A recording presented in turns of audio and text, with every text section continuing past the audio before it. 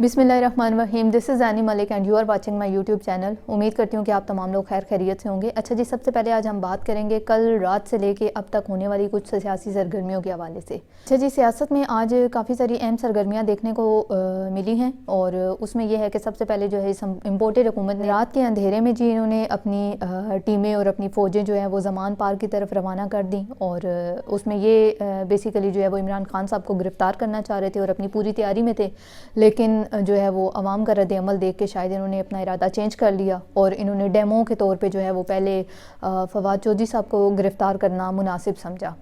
तो सुबह जो खबरें गर्दिश कर रही थी सुबह से रात को, तो ये कहा जा रहा था जी इमरान खान साहब को गिरफ़्तार कर लिया जाएगा, ये हो जाएगा, वो हो जाएगा, लेकिन सुबह उठते ही एक नई खबर सामने आई और वो पता चला जी कि इमरान खान की जगह फवाद चौधरी साहब को जो है वो गिरफ़्तार कर लिया गया है। अच्छा जी, फवाद चौधरी साहब की गिरफ़्तारी के हवाले से हम थोड़ी सी बात कर लेते हैं। उसमें उन पे जो FIR दर्ज होती है वो दर्ज होती है आपके थाना कोसार में, थाना कोसार जो कि इस्लामाबाद में है, और जो उनको गिरफ़्तार किया जाता है वो किया जाता है लाहौर से।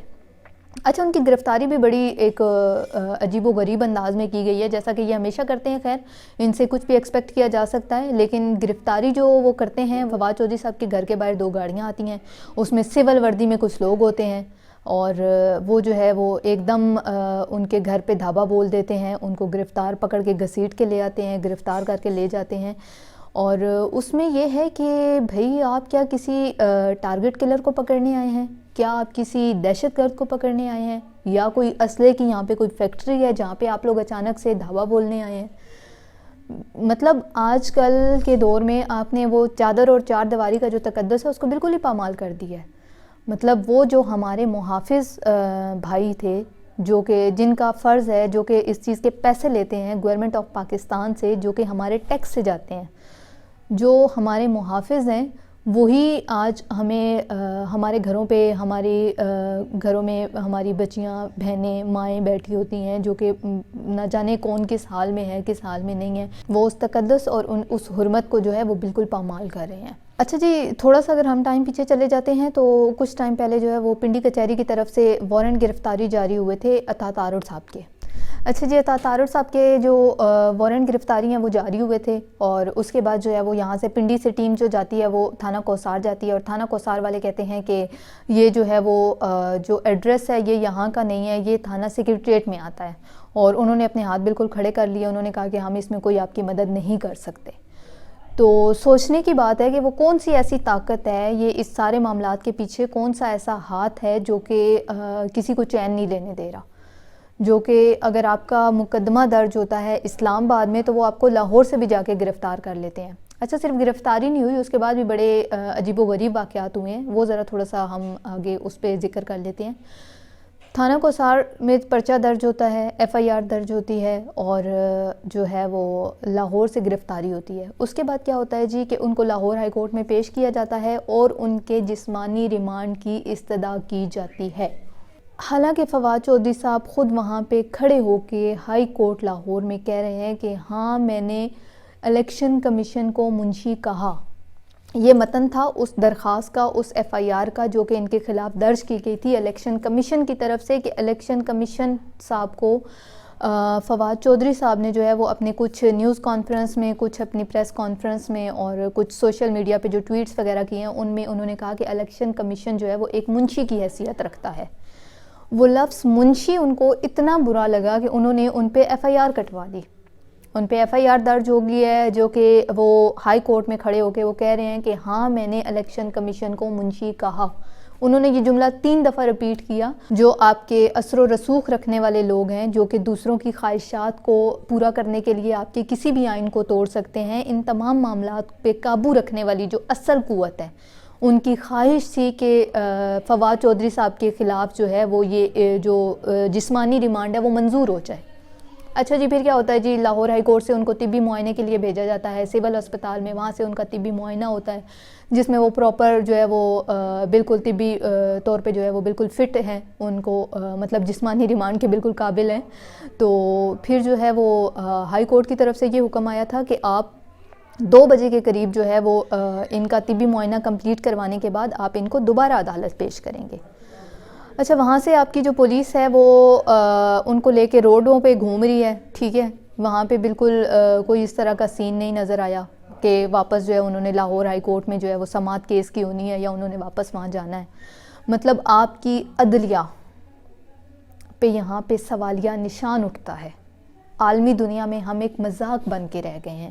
لاہور ہائی کورٹ پیش کرنے کی جگہ جو ہے وہ ان کو اسلام آباد کی طرف لے آتے ہیں. اسلام آباد میں رستے میں فاروق حبیب صاحب کی بھی جو ہے کافی تکرار ہوتی ہے اور نو ڈاؤٹ فاروق حبیب صاحب بالکل حق پہ تھے, بالکل رائٹ تھے, کیونکہ ہمارے جو ملک میں قانون کی بالادستی کرنے والے ادارے ہیں, ہمارے آئین اور ہمارے قانون کو انہی سے خطرہ ہے.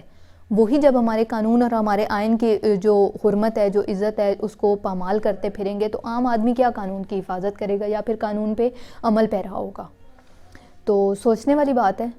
لیکن اس کے باوجود جو ہے وہ اسلام آباد ان کو لے کے آیا جاتا ہے. F8 کچہری میں ان کے جو ہے وہ سماعت ہوتی ہے, کافی دیر ان کے معاملات چلتے رہتے ہیں.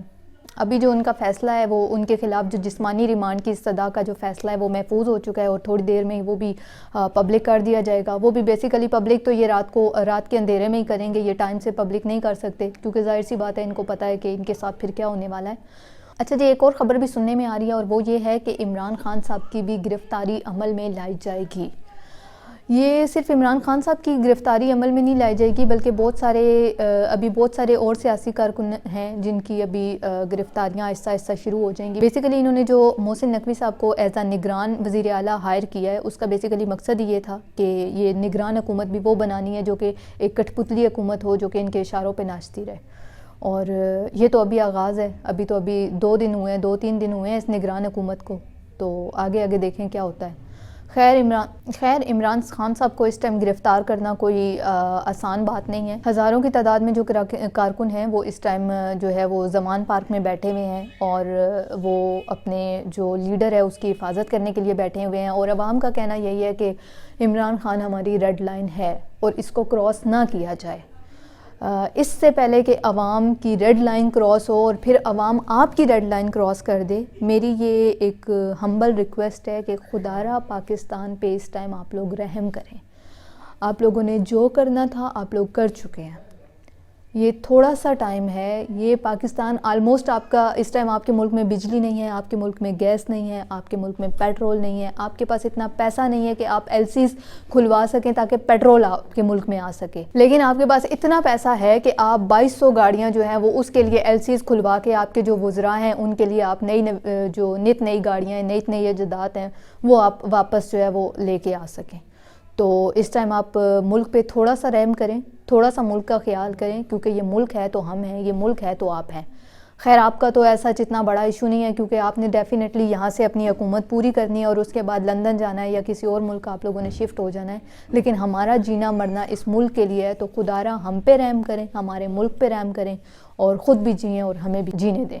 آج کے دن میں جو کچھ ہوا ہے ابھی وہ توہین عدالت کے ہی زمرے میں آتا ہے کہ آپ کو ایک ہائی کورٹ کا جج ہے وہ آپ کو آرڈر دے رہا ہے کہ جس کو آپ ملزم ہے, جس کو آپ مجرم قرار دے چکے ہیں, اس کو لاہور ہائی کورٹ میں پیش کیا جائے, جبکہ آپ اس کی خلاف ورزی کرتے ہیں اور آپ اس کو اسلام آباد ہائی کورٹ میں لے آتے ہیں. ٹھیک ہے, یہ F8 کچہری میں لے آئے تھے. اچھا جی, آج کے دن کے جو معاملات ہوئے ہیں وہ میرے خیال میں تو ایک آپ کی جو عدلیہ ہے اس پہ بہت بڑا سوالیہ نشان ہے. ہمارا ایک عالمی سطح پہ ہم لوگ ایک مذاق بن گئے ہیں کہ ایک ہائی کورٹ کا جو جج ہے وہ آپ کو کہہ رہا ہے کہ مجرم کو یا ملزم کو یہاں پیش کیا جائے لاہور میں, جبکہ آپ کے جو قانون نافذ کرنے والے ادارے ہیں جو کہ قانون پہ عمل پیرا ہمیں کرواتے ہیں, جو کہ ہمیں دکھاتے ہیں, ہمیں بتاتے ہیں, ہمیں سکھاتے ہیں کہ قانون کی بالادستی کیا چیز ہے, وہ خود ہی قانون کو توڑ رہے ہیں. مجھے یاد ہے کہ پچھلے کچھ ٹائم میں جو جسٹس زیبا تھیں وہ بھی F8 کچہری میں ہی تھیں.